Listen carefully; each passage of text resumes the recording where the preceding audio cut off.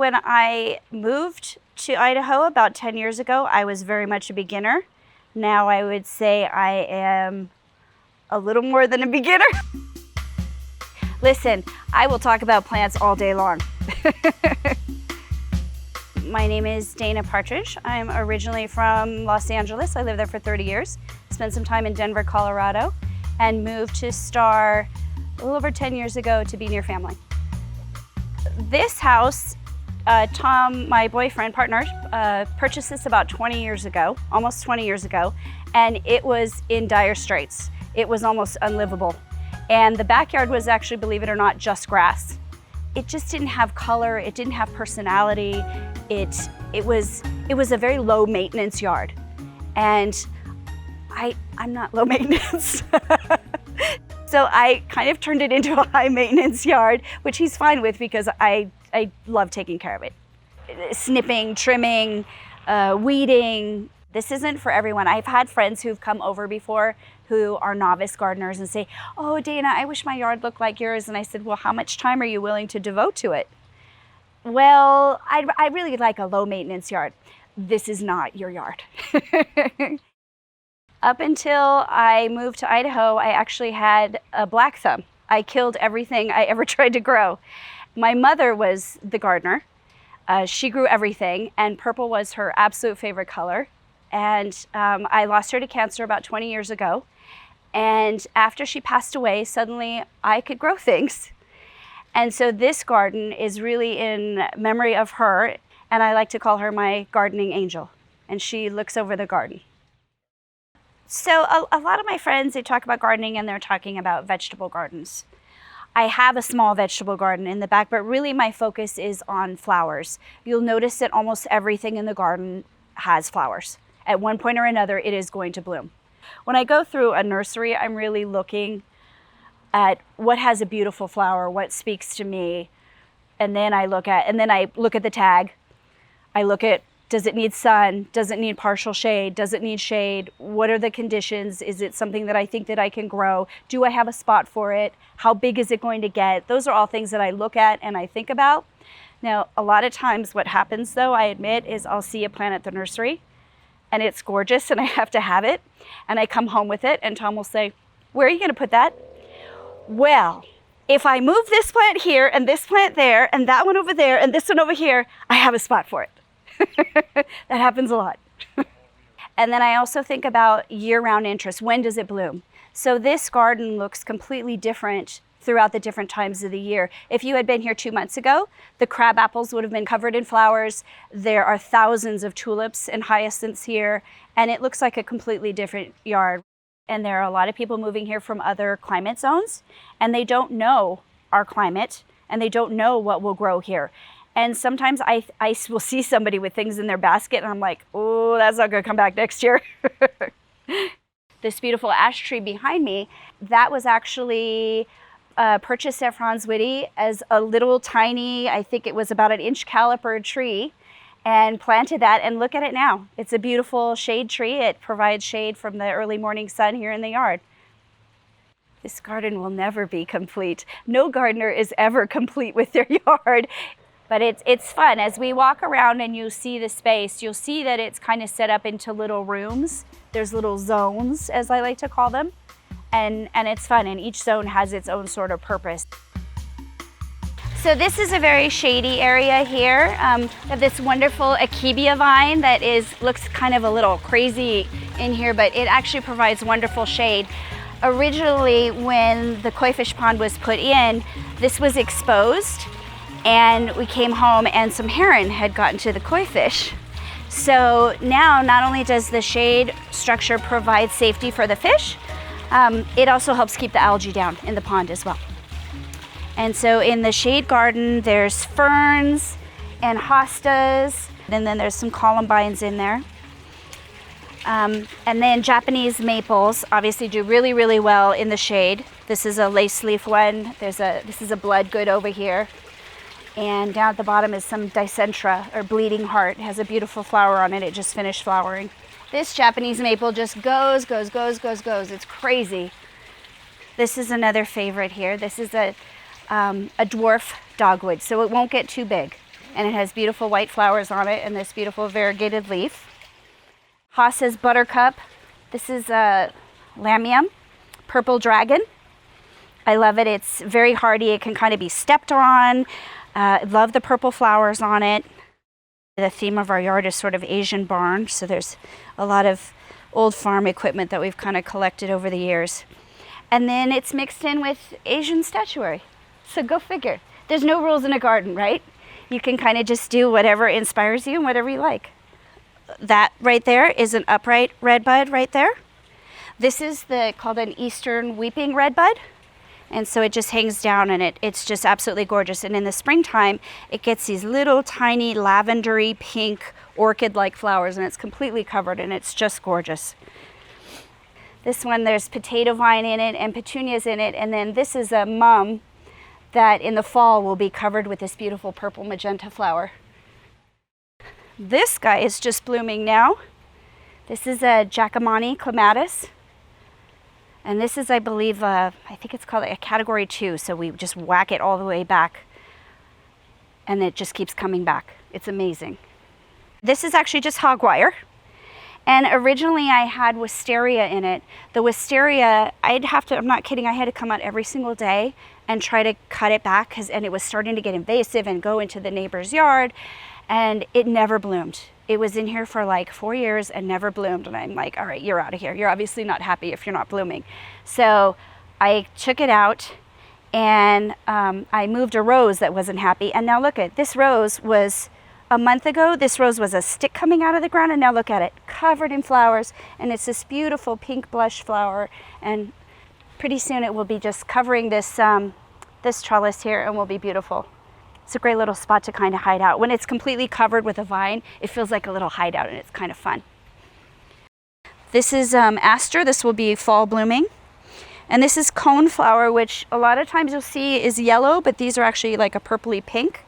And the alliums, which aren't they spectacular? Yeah. They're really cool. Those I want to pull out and bring them forward so they're highlighted a little bit more. This was where Tom had a trampoline. I'm like, but we don't have kids here, so let's make it a garden. So he built this little fenced-in area for me, and because I like to cook, I have a lot of herbs. And the lettuces, of course, which the chickens love to eat.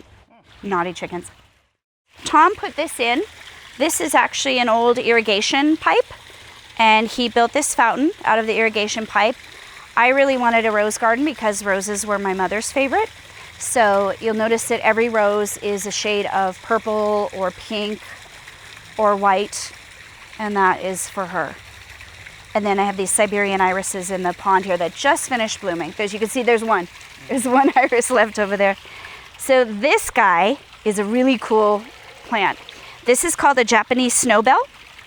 It's called Marley's Pink, and it's these beautiful blush pink orchid-like flowers. And it's so pretty when it's covered in flowers. So it's done blooming now, and now it's going to start growing. It's got lots of new leaves on it. It's very happy here. The bumblebees love our garden. They're always in here. So I'll tell you a future project that we're going to do is I bought a round stepping stone form, and we've got 3 kids, and they all have partners now. So we are going to do stepping stones with their footprints and their names for each step. So it will be Tom, myself, and then one for each of the kids, and I'm going to alternate the footprints so it looks like you're kind of walking through the rose garden. This one has a beautiful smell. Oh, look at this one. Look at this rose. Isn't this gorgeous? That is a beautiful rose right there. This is Twilight Zone. Look at that deep dark purple. Isn't that pretty? Oh, there's another new, yay, a new sprout. Yay.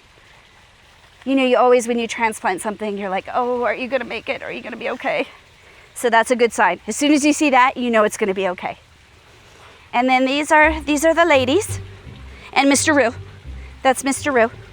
This outhouse came from McCall, and brought it down. It was originally in the yard, and I looked at it and said, you know what, that would make a perfect hen house. Yes, I hear you. I know you're upset. All right. Look, he's so territorial. So territorial. Beast. So get out of my hen house, they're my ladies. Oh, look, squirrels. Ah, yes, squirrel, look at that, new growth. How do you keep squirrels out of your fruit trees? Naughty squirrels. This is the first year that we've got 2 of them, I call them Chip and Dale, and they're very destructive. They have chewed, like, look at this. Bad squirrels. And this beauty is a purple robe black locust.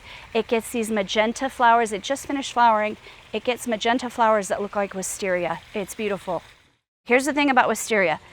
It will grow, it can grow like a foot a day, I'm not lying. And it's very invasive. If you put it next to a building, it can lift the roof off of things. So Tom was like, the only way I will let you have it is if it's not gonna get in any roof line or anything like that. So I put it over here, and obviously it went into shock when I transplanted it, but about a month ago, they're pretty hard to kill. And then this bed I kind of redid too, because everything I put in here was kind of struggling, and it's because it just wasn't getting enough light. So other than this corner right here, these are all shade-loving plants. So in the back there are hostas. And then this center row right here, this is a stilbe. You can see the beautiful kind of fern-like fronds on it, and there's another one about to bloom there. It's all in purples and pinks. And then in the front here, and which you can see something is eating it, I got this beautiful white, it's called white feather hosta, and it has a white leaf on it, but it is kind of getting eaten right now. It's struggling. And then there's hellebores too. Hellebores also like shade, and they have these beautiful flowers on them. This guy, I don't know where he came from, who did this, but somebody wanted to get rid of it, and Tom grabbed it and he brought it home and said, "Do you want this?" And I'm like, "Yeah, I want it." It's a Japanese maple, of course. Not realizing, look at it. It's 2 different Japanese maples. I've never seen one where it's grafted.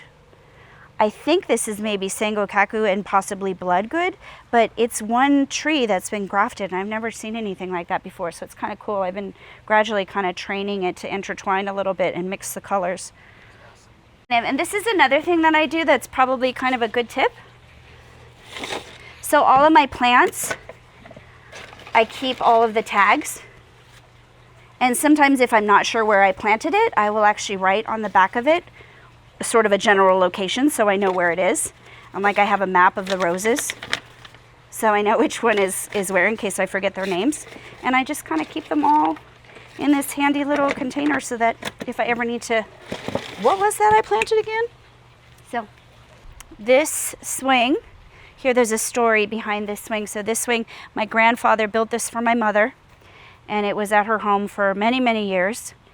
And it kind of got handed down to a few family members and ended up in a garage in complete disrepair. It was in pieces. It almost brought tears to my eyes to see the condition that it was in. It was really sad. And Tom found someone local who put it together, and he surprised me and showed up with it one day. And oh, talk about, that was pretty sweet. So now I get to sit out here and enjoy it. It's very special to me. We had a garden tour here in Star a couple of years ago, and people were coming through and didn't know that I was one of the owners. I kind of kept quiet, and I mean, what was really cool was hearing people get inspired by it and going, "Oh, look at that, look what they did there. I could do that. I could go back to my house and I could do that." In fact, there's a lady who came through last year, and I've actually become friends with her, and she's bought a home and is redoing her garden right now, and we stay in touch with each other. And it was kind of cool to see that some of the things here had inspired her. I enjoy my time out here. This is my little haven out here, and I love it. And nothing gives me more joy than to share that with other people and have them come out and enjoy it as well, whether it's sitting out by the fire and having s'mores, or they walk through the rose garden and smell the roses, or we sit on the patio and just have great conversation with friends. We have had crawfish boils with 150 pounds of crawfish flown in from Louisiana. I've had a string quartet play on the patio, and people come and put low chairs in the lawn and picnic baskets, and we listen to music. We're always out by the fire pit doing s'mores. So it's an extension of our home, and I like it to be beautiful.